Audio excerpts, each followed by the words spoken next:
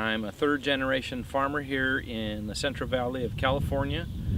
We've been at our current location for 45 years almost. Our modern dairy nutrition practices include things like almond holes, where you have California Central Valley contributes about 80% of the world's almonds. So we have access to a really rich, incredibly diverse nutrition program and opportunities and options.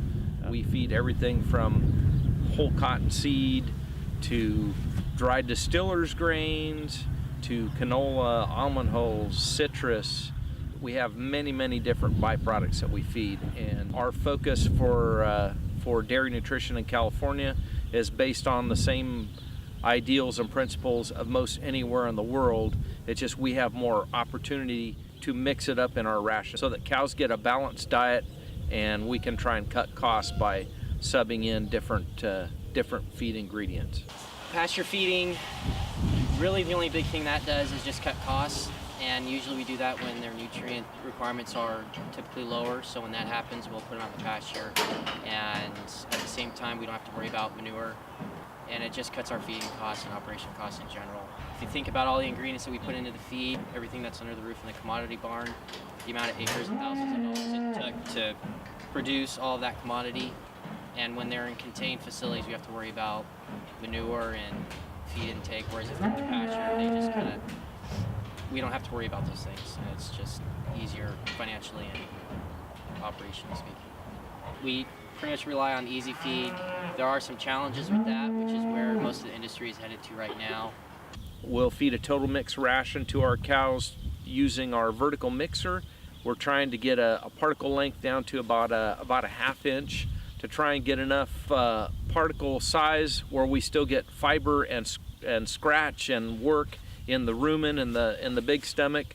Yet we're trying to get it small enough where the cows can't sort out any one thing on the ration that we're feeding them, because once they can sort things out, they can affect their gut health and ultimately their reproduction and production.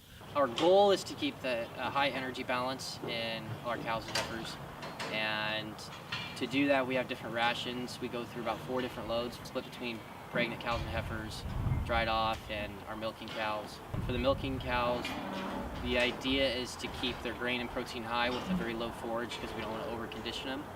Likewise for dried off cows, pregnant heifers, pregnant cows, it's the other way around, so you want to keep their forage up, low grain and low protein. Total mixed ration in general is designed to keep a high energy balance for everybody.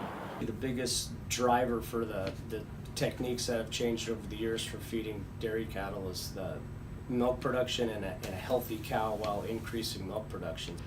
Cows will typically always want to pig out on the concentrates in the grain and maybe not get enough hay and fiber. So that's when the TMR theory came in many years ago, of mixing those ingredients together so that the cow would eat hay with the adequate amount of grains and concentrates all in one mouthful instead of having these 2 different locations. Between the software programs and of course the equipment that is now available to us to chop hay adequately, mix feed in, mix all these different micro ingredients is probably some of the biggest changes that have come through.